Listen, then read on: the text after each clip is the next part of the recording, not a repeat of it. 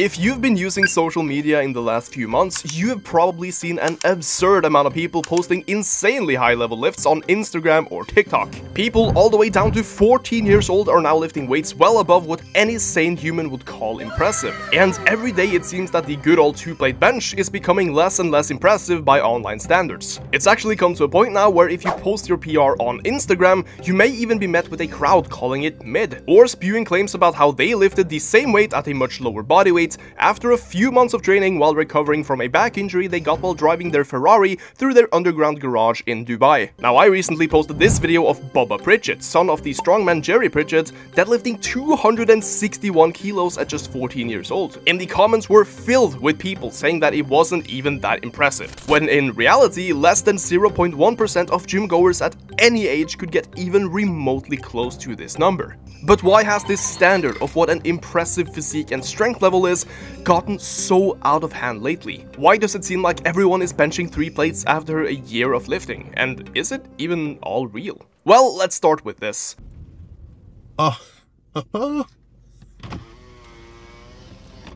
Meow.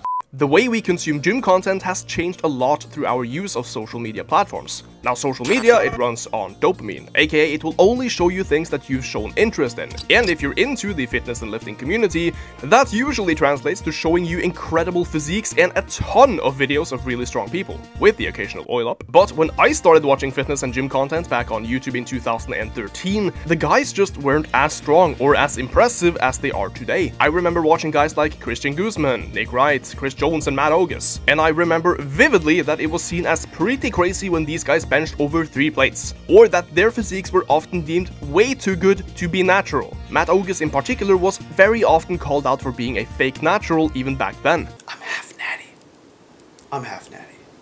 Half natty, baby. But in today's scene, you can't even scroll through a couple of reels without seeing some 16-year-old who has been training for 2 or 3 years benching 4 plates for reps, or some guy who looks like David Laid after a few years in the gym. Heck, Alex Eubank literally started taking steroids because he felt his physique was too mediocre for a natural lifter, and he wanted to see how big he could get while on low doses of PEDs. The standard set today is simply a lot higher than it ever has been across all platforms and age groups, whether you are natural or not. But why is that? Well, it's not like impressive physiques and strength levels weren't a thing before. In fact, physiques back even 100 years ago were still insanely impressive, even by today's standard. But the fitness and gym community has grown considerably over the last decade. And with the inclusion of social media, a lot more people are now posting their own results through the different platforms. While back 10 years ago, it was seen as pretty weird or cringe. But today, almost everyone does it. It's so easy to just film your set or a video flexing, add some edgy music and post that on platforms like TikTok.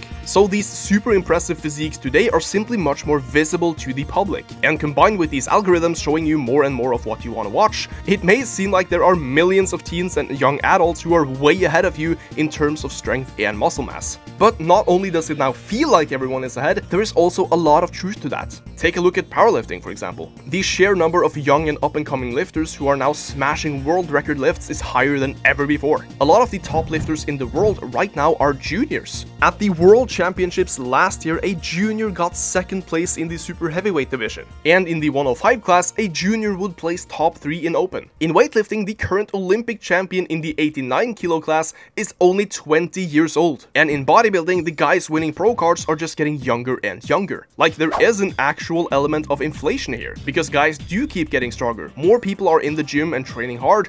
The amount of knowledge and coaches available to optimize training variables is higher than ever. And by default, the number of guys who want to become powerlifters, weightlifters, and bodybuilders also goes up. But so has the number of people, especially young guys, who are taking anabolic steroids. Now, even though we have a record number of high-level natural lifters like Jeff Nippard, Hussein Farhat, Lex Little, and apparently this guy, the sheer number of guys taking PEDs and posting their results on social media far exceeds anything we've ever seen. Guys like Sam Sulek, Noel Deisel, Larry Wheels, the Trend Twins, even educational channels like Renaissance Periodization are centered around people who take massive amounts of PEDs. I think about violence all the time.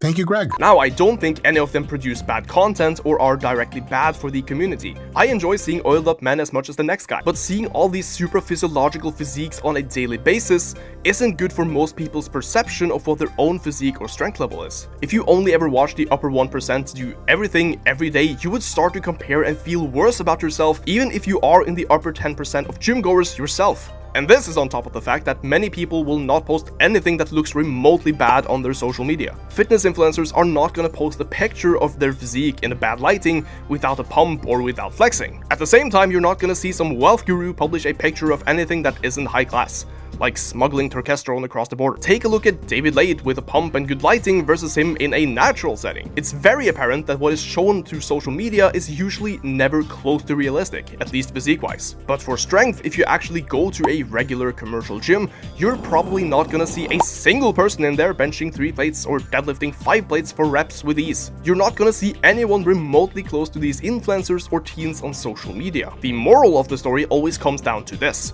social media is unrealistic and hyper-inflated. Don't compare yourself to what you see on the screen, but rather what you were like last week, or last year, or even yesterday. I can say with confidence that if you can't learn to see your own progress as something positive because it's not as good as somebody else's, then you will never enjoy the lifting journey at all. Look, a few months back, I deadlifted 300 kilos, and I was ecstatic about that lift. It was a lifetime goal for me to hit, and it took years to build up for it. But imagine if I compared myself to somebody like Regin Stergakis, who is just the junior world champion in my weight class.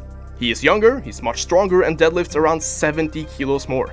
Would that make my lift not as impressive anymore? Yes, right now there is some serious gym inflation going, to the degree that many top-level lifters are receiving comments like, "Your physique is mediocre," or "You should be much stronger considering how long you've been lifting." But for one, those comments only come from people who are chronically online and literally don't have anything better to do than chat shit on social media.